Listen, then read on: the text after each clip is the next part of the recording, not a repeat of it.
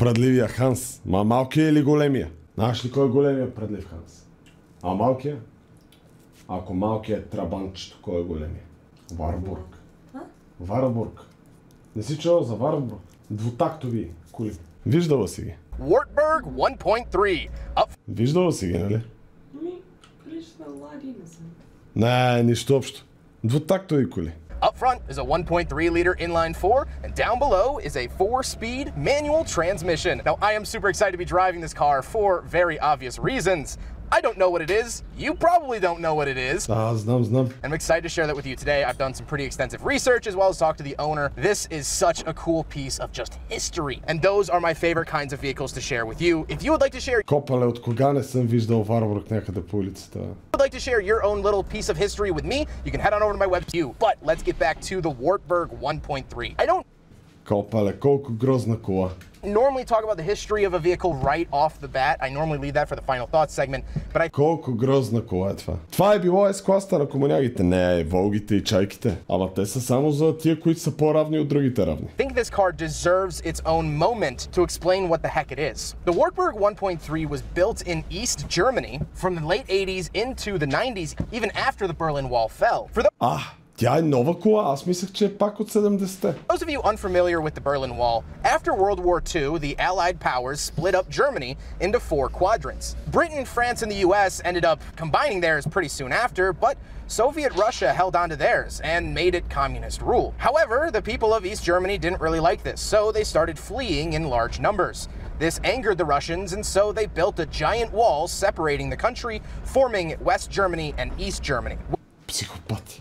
West Germany remained a democracy, and we saw BMWs and Porsches and Леле, Западна Германия. Вижте джантите.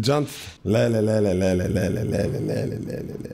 BMWs and Porsches and Леле. Volkswagens come out of that country during that time. But over on the east side, they were a communist country. And when they shut themselves off from the world, they didn't have access to cars anymore, so they started producing their own. Probably the most popular, most famous East German car is the Trabant, of which I have not driven yet.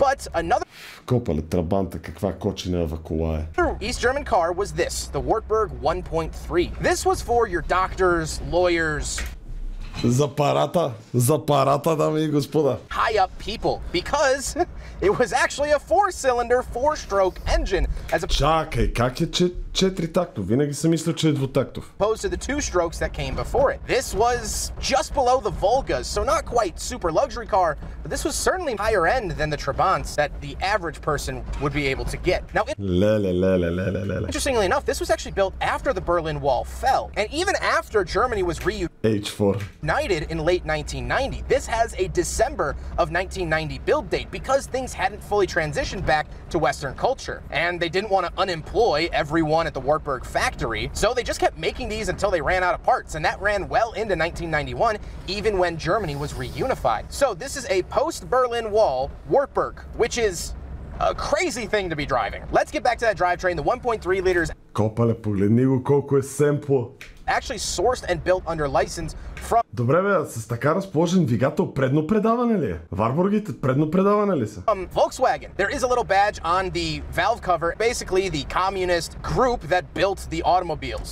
However, normally there would be a Volkswagen logo there. It's a carbureted engine, it's very slow, but it is a 4-stroke, which is a lot more than a lot of other East German cars could say. Like I said, paired to it is a 4-speed manual. It's a rather vague shifter. First gears in Washington, second gears in Nevada, third gears in Rhode Island, fourth gear, it might be in Puerto Rico at this point. I don't know. It's not very exact, but this car was built as an appliance. It didn't have to be exact. It didn't have to have good road feel. It just had to work. And Ай, комунизъм, чат по байтошо време беше по-добре. shifter most certainly does. Last but not least, of course, the Wartburg is front-wheel drive because it does share those speckled little roots with the Volkswagen. So how does it feel to drive a Wartburg 1.3? I'm probably the only person on YouTube today that'll be describing a Wartburg to you. Well, it's very harsh.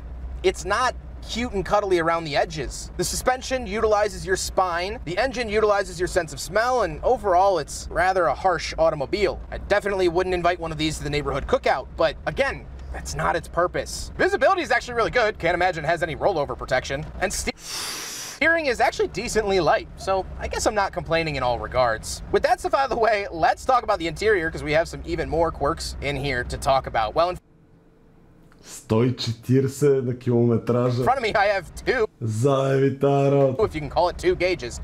Нема оборотомер. Off to the left is my speedometer, and off to the right is my coolant temperature and fuel, which are actual LED lights. At the time, Eastern Germans were very, very proud that they had LED light gauges in their vehicle.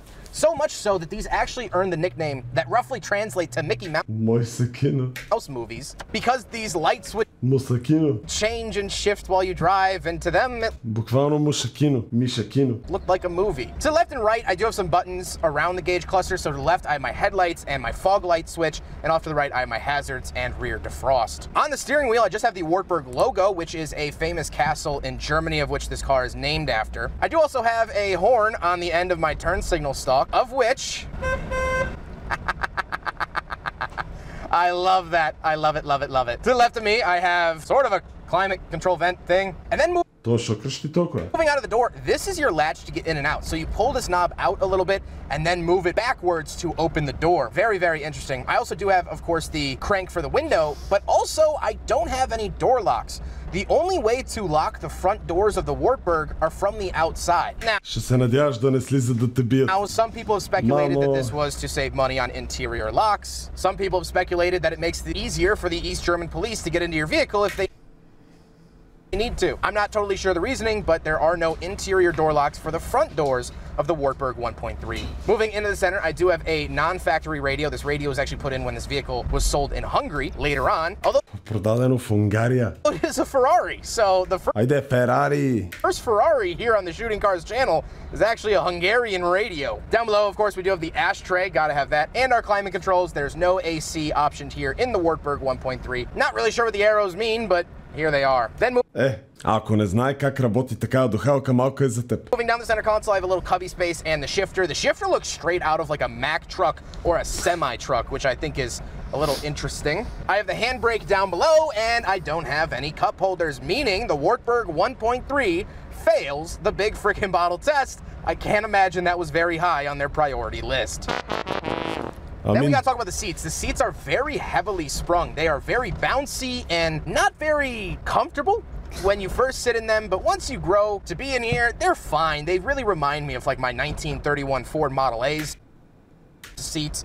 Very, very bouncy, kind of stiff, a little bit unforgiving, but they hold you inside the car, and that was all Wartburg was trying to do. So I guess that's a win in that category. However, speaking of seats, we do have back seats, so let's go test out the back seats of a Wartburg. All right, so we're in the back of the Wartburg 1.3, and the same mechanism carries on back here for the doors, although I do have locks back here, which are counterintuitive to what we normally think of here in the US. You pull up to lock it, you push down to unlock it. I also do have ashtrays in the doors. I don't get many features, but Europe loves their ashtrays. Пепелници, има ли пепелници на задните седалки на ГДР-ската кола? Много ясно, че има пепелници на задните седалки на ГДР-ската кола. The seats are a similar bounciness of what you would find up here, but I don't know if you could tell, my voice is echoing. Няма колани. There is no sound deadening found at all within the Wartburg, which is kind of interesting. I do have a shelf behind me. I can't imagine how many East German babies were put back there to go to. Точно това ще е да кажа. Колко деца са спали там? Interesting. I do have a shelf behind me. I can't imagine how many East German babies were put back there to go to the market or whatever. Колко от вас са спали на задния джам на жигулата, чат? Колко от вас са спали на задния джам на жигулата? Я да си кажат. But very, very cool to see and just be sitting in the back of a Wartburg. This was, you know, a doctor's kid would sit back here in East Germany in the late 80s, early 90s. Such a cool experience that, you know, probably hasn't been posted all that much about on YouTube. So I'm happy to bring it into the modern era. However, speaking of space and eras and things like that, let's go hop out. We'll take a quick look at the trunk and cargo space, and then we'll talk about the looks. All right, so we're on the back of the Wartburg 1.3. Push that in, and it does fly up on you. It's a trunk. The owner does take this to car shows and stuff. It's not that interesting, but it is massively large. This car had no crash protection. That was it. You know, your crumple zone was your trunk. I do get a spare tire, but that's pretty much it. So if you're wondering what the trunk and cargo space of a Wartburg 1.3 looked like, well, wonder no more. Now we got to колко страшно е да караш. talk about the looks, and you know, it is a car that is 100% for certain. It's rather unappealing. Варбурга е жълт снимката на хартия, ма естествено. It's just functional. And that's kind of why I love communist cars so much. They play by a different set of rules. And so this car has headlights on it for the sole purpose of seeing in the dark. This car has taillights for the sole purpose of warning others what you're going to do and preventing crashes. They're not meant to look pretty. There's exposed screws and bolts everywhere. And so let's get on to my final thoughts. What do I think driving a Wartburg 1.3? Well, first of all, I mean, to me, this is the coolest car in the whole wide world. Driving an East German vehicle is so special, paired with the fact that I love history, I love learning about world events. And so to drive something from a world event is so cool. The other thing that I forgot to mention at the top of the video, this car, this exact car that I am driving right now, is actually a little bit of a movie star. In the recent film Black Adam, starring Dwayne "The Rock" Johnson, this was actually in the background of one of the scenes. Wow. This exact car before the owner purchased it. So this Wartburg 1.3 has actually smelled what The Rock was cooking. Pretty cool, pretty neat. But to me, the coolest thing about this car is communist vehicles don't have to conform to what the people want. Whoever bought or owned this Wartburg didn't really have a say. And so because of that, they could make these cars as ugly as they wanted. They can make them as harsh and brash as they wanted because whoever owned this was just happy to have an automobile. And it's crazy to me if you really want to see the split between East and West Germany. This is a 1990 Wartburg 1.3. I've also reviewed a 1990 Volkswagen Corrado. These two cars were manufactured nearly back-to-back in the same region. One of them is praised for having a 4-stroke engine. The other one has a 4-cylinder supercharged engine. It's like comparing apples to supercharged modern oranges. But this is it. This is what people drove around if you were a little bit higher status over in East Germany. And that to me is so incredibly cool. Please, if you're unfamiliar... Копале, защо колелата имат позитивен кембър, what? Копале, колелата имат позитивен кембър, вижте. After you're done watching this video, liking the video, subscribing if you really like it, please go do some research about the Berlin Wall, what happened after World War II. It's such a fascinating time that really chopped up Europe, and those effects are sometimes still felt to this fascinating time that really chopped up. Мамо, вижте му педалите. Вижте му педалите, вижте му гъста. Вижте откъде минава въздуха. Мале, трабантите какви скъпи стават. 26 коня. Ловешки трабант. Майко. 26 коня. Holy f***. Какъв е този трабант? Стреч лимузина. Лед фарове. Този трабант е 88 година. 88 година. Ехе. Автомобил Верке Айзенах.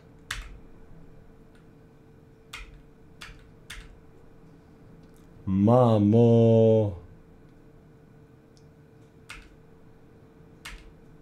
80-та. 88-ма. Тоест други фарове обаче. Той е с двутактовия двигател, да.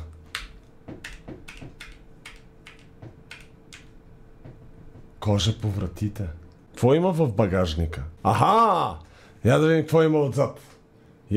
какво има отзад. В багажника. 58 коня. Тоест искаш да ми кажеш, че са правили 30 коня от литър. Това е 4-тактовия май вече. Ай.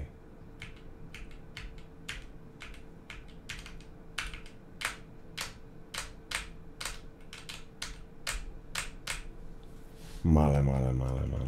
Бате, YouTube е велико място.